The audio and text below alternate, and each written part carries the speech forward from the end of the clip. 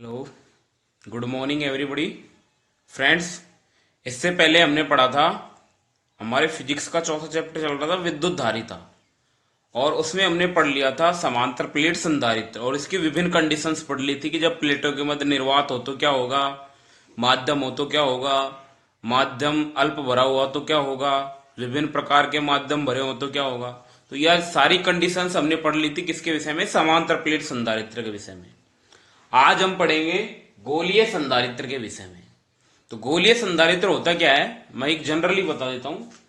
Definition आप उसके चित्र से समझ जाओगे। मैं गोलीय संधारित्र का एक चित्र बना देता हूं, तो जैसे ही आप चित्र समझ जाओगे तो डेफिनेशन याद करने की जरूरत नहीं होती। जैसे इसमें एक गोलीय संधारित्र, जैसा कि नाम से स्पष्ट है, इसमें एक गोला होता है। एक ये गोला है, मान लीजिए ये गोला हो गया, चालक गोला है। अब ये ठोस भी हो सकता है, खोखला भी हो सकता है, ठीक है। चालक गोला है, इसकी सतह पर है धनावेश। कौन सा आवेश है? धनावेश है।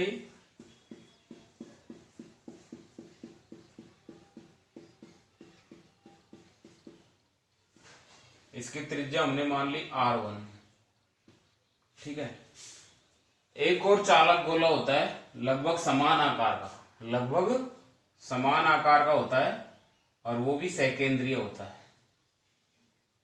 सकेंद्रीय मतलब दोनों का केंद्र एक ही होता है। ये एक दूसरा गोला है, ठीक है। इस गोले को तो हमने नाम दे दिया ए पहले को, तो इसको नाम दे दिया हमने बी, ठीक है। बी गोले की जो आंतरिक सतह, अब प्रेरण के कारण क्या होता है इसमें, ये ए गोला हो गया, ए गोले को हमने धनावेश दे दिया, तो ये बी जो गोला है, ये वाला बी गोला, इसकी आंतरिक सतह पर प्रेरण के कारण कौन सा आवेश आ जाएगा? ऋणात्मक आवेश। आंतरिक सतह पर प्रेरण के कारण कौन सा आवेश आ जाएगा? ऋणावेश। और बाह्य सतह पर चला जाएगा धनावेश। बाह्य सतह पर कौन सा आवेश? धनावेश। अब बाह्य सतह को हम कर देते हैं इसमें भू संपर्कित। भू संपर्कित, ये हमने बाह्य सतह को भू संपर्कित कर दिया, ठीक है। तो ये ए गोले की ये प्लेट, ये खोखला भी हो सकता है और भरा हुआ भी हो सकता है। इस पर आ गया धनावेश, और बी गोले की आंतरिक सतह पर रह गया ऋणावेश, ठीक है। तो ये गोलीय संधारित्र है। ये युक्ति क्या कहलाती है? गोलीय संधारित्र, ठीक है। अब इसकी डेफिनेशन देना चाहे तो कैसे देंगे? देखिए, वह युक्ति जिसमें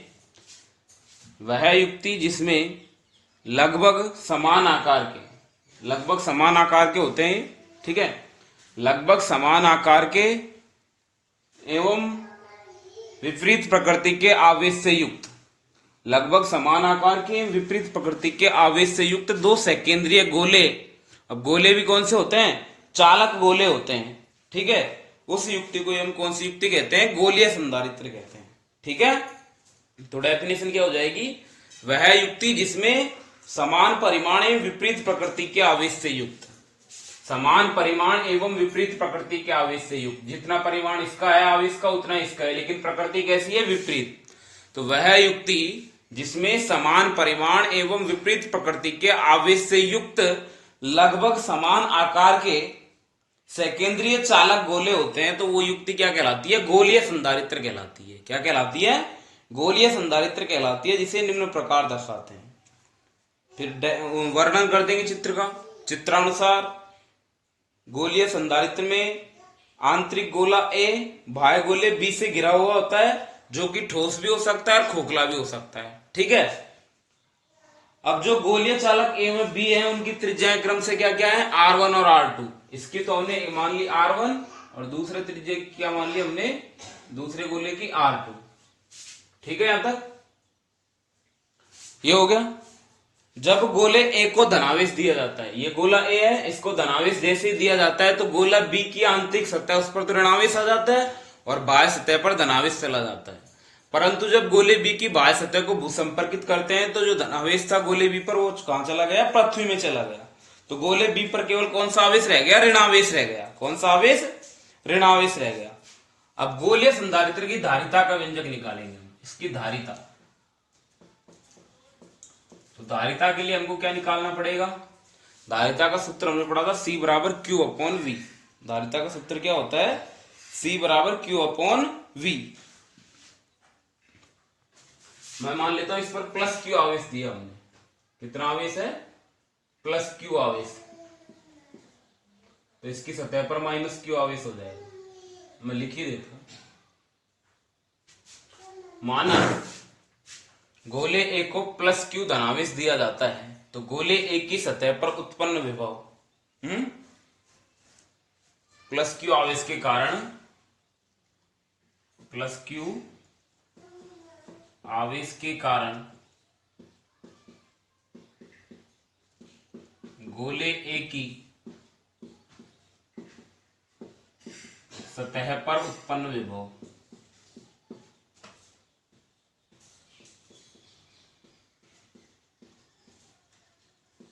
V बराबर क्या हो जाएगा? KQ upon R1। समीकरण नंबर 1 V1 कर दो इसे। ठीक है, गोले की सतह पर उत्पन्न विभव क्या हो जाएगा? V1 बराबर KQ अपॉन R1। अब गोले B की आंतरिक सतह पर कितना आवेश है? Minus Q। तो गोले B के अंदर ही आ रहा है ना गोला A, तो गोले B पर जो माइनस Q आवेश है उसके कारण भी गोले A पर विभव होगा। ये लिख देता हूं मैं, गोले B की आंतरिक सतह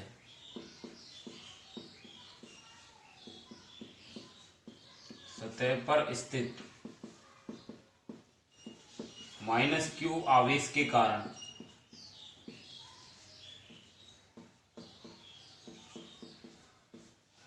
गोले A की सतह पर उत्पन्न विभव,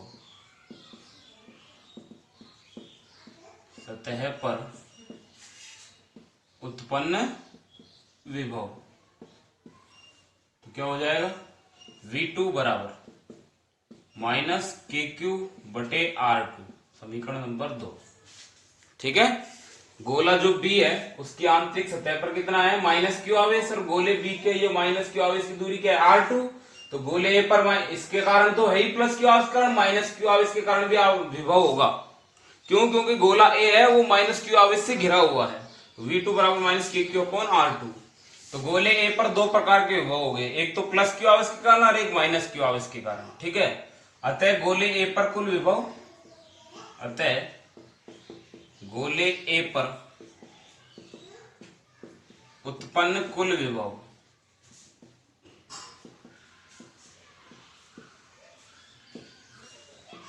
VA बराबर क्या हो जाएगा? V1 plus V2। Equation number 3।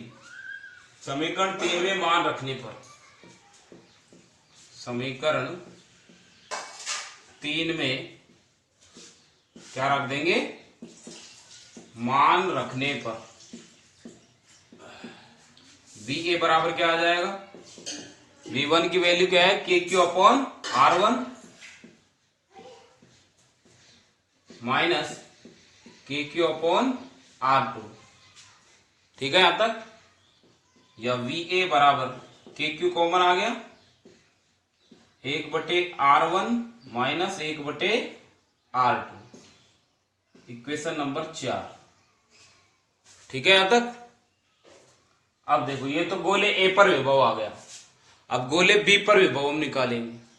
तो गोला B कैसा है? भूसंपर्कित है। इसको मैं मिटा देता हूं चित्र को।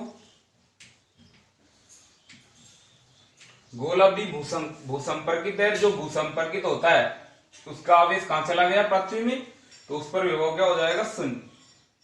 डायरेक्ट लिख देता हूं मैं, गोला B भूसंपर्कित कैसा है? भूसंपर्कित है, अतः इस पर विभव VB बराबर क्या है? 0। समीकरण नंबर 5। VB बराबर क्या आ गया? 0। अब क्या करेंगे हम? अब गोले A एवं गोले B के मध्य विभवांतर क्या हो जाएगा? घटा देंगे। अतः गोले ए व बी के मध्य विभवांतर।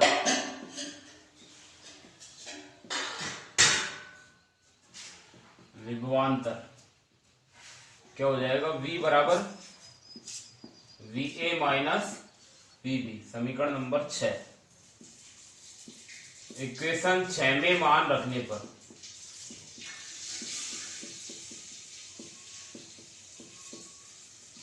V बराबर VA की वैल्यू कितनी है?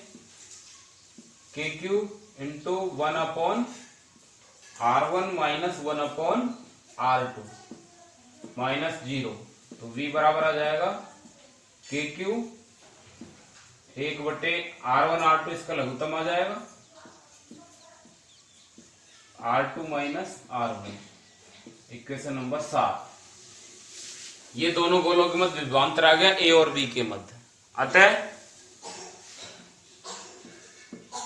गोलीय संधारित्र की धारिता, गोलीय संधारित्र की धारिता C बराबर क्या आ जाएगा? Q upon V। Equation 8। Equation 8 में मान रख दो। 8 में मान रखने पर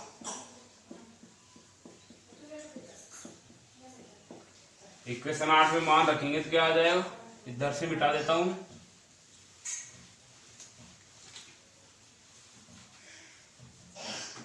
C बराबर Q अपॉन V की वैल्यू कितनी आई हमारे पास? KQ R2 माइनस R1 बटे R1 R2। ठीक है, यहां तक Q से Q कट जाएगा तो C बराबर R1 R2 पर चला जाएगा। ठीक है, यहां तक हो गया। अब क्या करेंगे हम देखें। Q से Q कट जाएगा। K का मान क्या होता है? 1/4πε0। मैं लिख ही देता हूं 1/4πε0।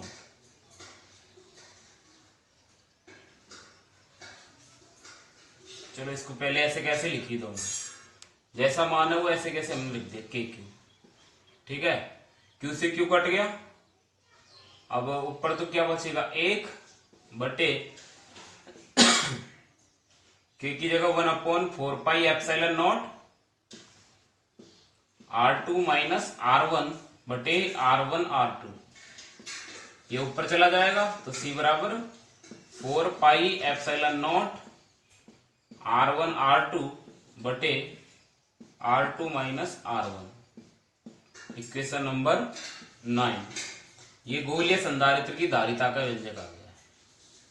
ठीक है, गोलीय संधारित्र की धारिता क्या होगी? 4πε0 R1 R2 बटे R2 माइनस R1। ये गोलीय संधारित्र की धारिता है। तो इससे क्या स्पष्ट होता है कि जो गोलीय संधारित्र की धारिता है वो गोलों के आकार पर निर्भर करती है। R1 और R2 त्रिज्या पर निर्भर करती है। त्रिज्या बड़ी होगी तो धारिता भी अधिक होगी। ठीक है, और इसकी धारिता बढ़ाने के लिए लगभग समान त्रिज्या समान आकार के गोले लिए जाते हैं। कई बार आपसे पूछ लेता है कि गोलीय संधारित्र की धारिता बढ़ाने के लिए क्या करते हैं? लगभग समान त्रिज्या समान आकार के गोले लेते हैं। ठीक है, क्योंकि R2 माइनस R1 यदि अंतर जितना अधिक होगा, R2 माइनस R1 क्या त्रिज्याओं में अंतर है, यदि अंतर अधिक होगा तो धारिता घट जाएगी। क्योंकि ये मान ज्यादा होगा तो धारिता घट जाएगी, ये मान कम होगा तो धारिता बढ़ जाएगी। तो धारिता बढ़ाने के लिए हम क्या करते हैं? दोनों जो गोले हैं A और B, गोले संधारित्र के जो दोनों गोले लेते हैं उनकी त्रिज्याओं में क्या होना चाहिए? अंतर बहुत कम होना चाहिए। ठीक है, ये आपके संधारित्र हो गया, गोलीय संधारित्र। ये तो हो गया निर्वात के लिए, जब दोनों गोले कहां रखे हुए हैं? निर्वात में। यदि दोनों गोलों के मध्य एप्सिलॉन R परावैद्युतांक का माध्यम स्थित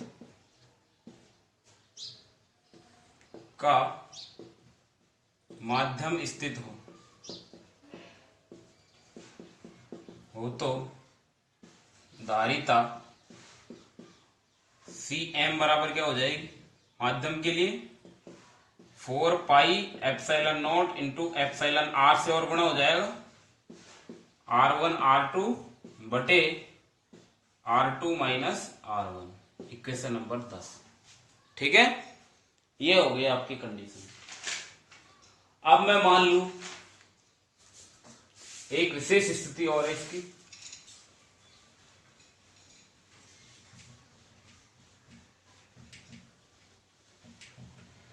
मैं मान ली माना, विशेष स्थिति में लिख लीजिए, विशेष स्थिति यदि जो छोटे गोले की त्रिज्या है ना, गोले एक की त्रिज्या, R1 को तो मैं मान लेता हूं कैपिटल R और R2 को मैंने मान लिया अनंत पर। यदि स्मॉल r1 बराबर तो है कैपिटल R तथा R2 बराबर क्या है अनंत है, तो इक्वेशन 9 से C बराबर क्या हो जाएगा 4 पाई एप्सिलॉन नॉट R1 की जगह कैपिटल R माइनस अनंत बटे R माइनस अनंत। ठीक है, यहां तक